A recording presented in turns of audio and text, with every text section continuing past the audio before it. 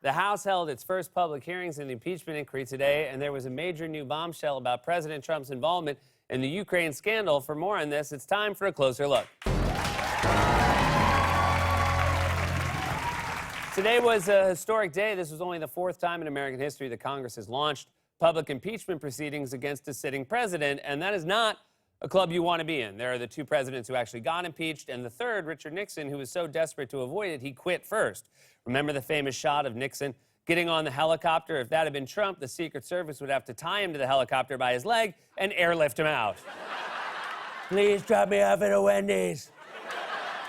Democrats have already collected reams of damning evidence and witness testimony in private depositions. That evidence has been so compelling, even some conservatives have called for Trump's impeachment, like George Conway, the husband of White House counselor Kellyanne Conway. Conway made a rare TV appearance on MSNBC today where he was asked specifically how he talks about his criticisms of Trump with fellow Republicans. This is about the country, people doing the right thing by the country and not by their party. And this is about telling the truth about what really happened and not about party loyalty. Are you disappointed that Republicans don't seem to see it that way? I'm horrified. I'm appalled. If you're alone with a Republican, you spent your career in Republican legal causes. What is the case to the Republicans you've known your whole professional life? Well, the case is take that Republican hat off and look at it neutrally. It is so weird to watch them dance around the fact that he's married to Kellyanne Conway. So what do you say if you're alone with a Republican, say in a kitchen or in a car on the way to dinner? What do you tell the Republicans you've known your whole life? Say Republicans you've exchanged vows with. Just one more. You're married to Kellyanne Conway. What is going on here? Now, once the hearing began, Democratic Chairman Adam Schiff laid out all the evidence Democrats have collected, all of which is also publicly known, and there was one crucial point he made that is worth remembering. The questions presented by this impeachment inquiry are whether President Trump sought to exploit that ally's vulnerability and invite Ukraine's interference in our elections. The facts in the present inquiry are not seriously contested. That's true. Republicans haven't actually contested any of the facts. In fact, they've basically admitted to all of it. We have the transcript where Trump mentioned the Bidens by name and told the Ukrainian president, I would like you to do us a favor. Trump and his chief of staff have confessed on TV, and Rudy Giuliani has done multiple interviews where he actually showed off his communications with Trump officials on his phone and his iPad on national television. You know you're a bad criminal when you keep the evidence against you on multiple devices. I'd love to see the storage chart on his phone.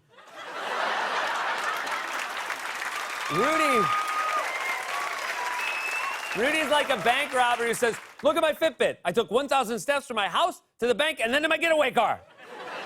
Republicans have not challenged any of the central facts of the case, so instead, they just resort to lies. Take Republican Congressman Devin Nunes, who decided to double down on a bunch of ridiculous conspiracy theories. For example, during his opening statement, he made a truly insane claim that had nothing to do with the actual Ukraine scandal. We're asked to simply forget about Democrats on this committee falsely claiming they had more than circumstantial evidence of collusion between President Trump and Russians. We should also forget about them trying to obtain nude pictures of Trump from Russian pranksters. Hey, man, I guarantee you, no one wants nude pics of Donald Trump. I'm not crazy about clothed pics of Donald Trump. Also, I have to believe that if there were nude pics of Donald Trump, the first person to show them to us would be Donald Trump. He'd probably hold a press conference with a giant poster board. As you can see here, this was a selfie I took on the toilet. Nunes also picked up on a theme right-wing pundits have been pushing for weeks, that the impeachment hearings are just a show concocted by Democrats for TV as a sequel to the Russia investigation. What we will witness today is a televised theatrical performance staged by the Democrats. It seems you agreed, witting or unwittingly, to participate in a drama. But the main performance, the Russia hoax, has ended, and you've been cast in the low-rent Ukrainian sequel. Impeachment isn't the low-rent Ukrainian sequel. These guys are the low-rent Ukrainian sequel. Remember them? Lev and Igor? These are the real names of Rudy's henchmen who were arrested in part for their role in this scandal. At least the Russia investigation had guys who looked like Bond villains and mafia dons.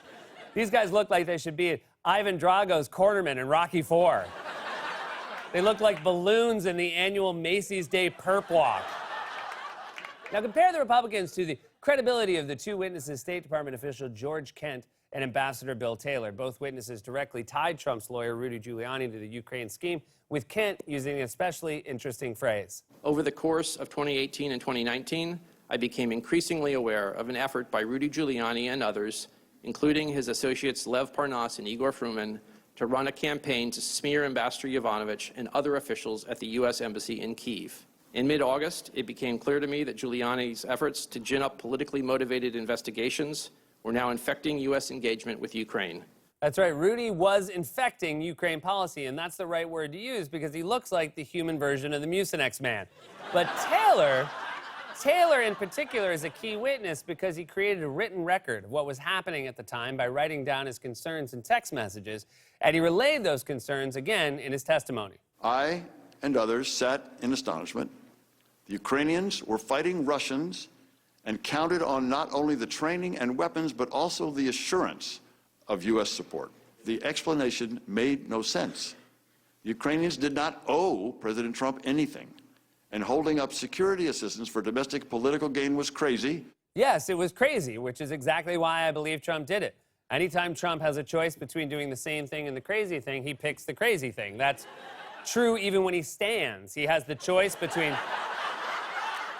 standing like a normal person or standing like a rooster defending his nest, and he always chooses rooster.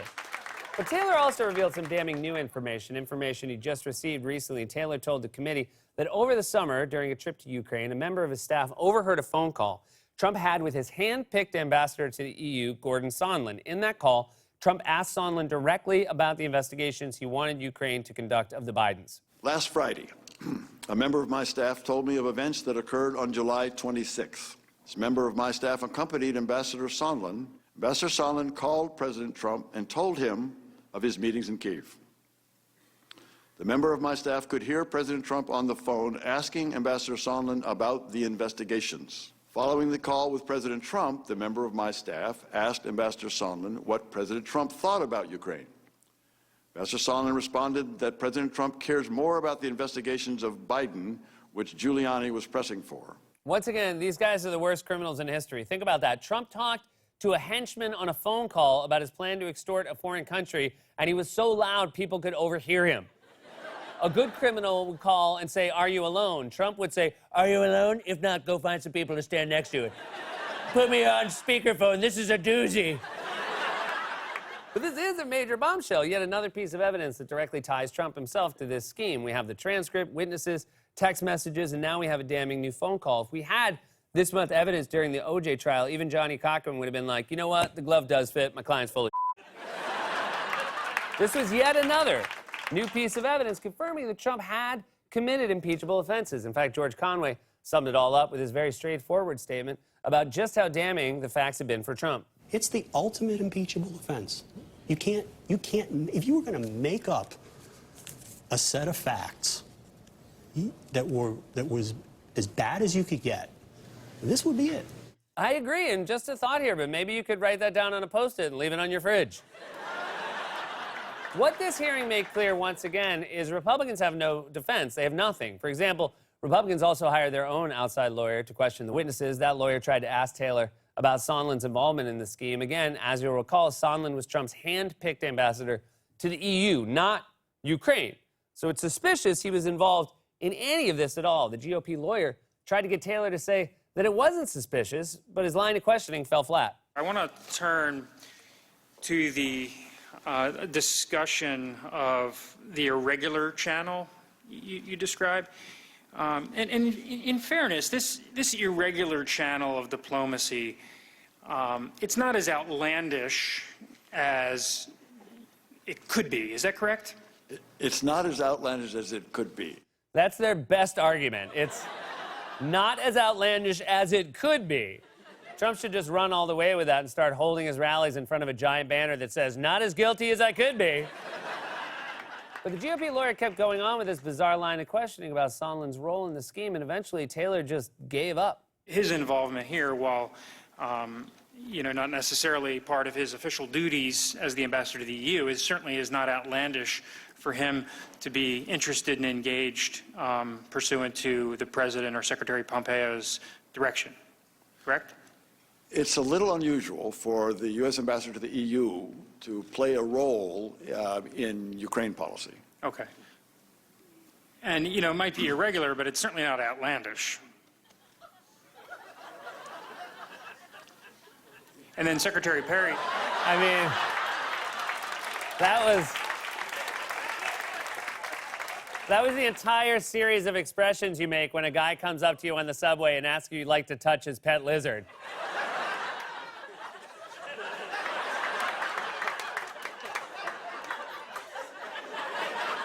Although probably the best moment of the hearing today came when Republican Congressman Jim Jordan kept obsessing over the whistleblower. Now, there is one witness that they won't bring in front of us, they won't bring in front of the American people.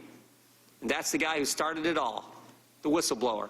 I say to my colleague, I'd be glad to have the person who started it all come in and testify.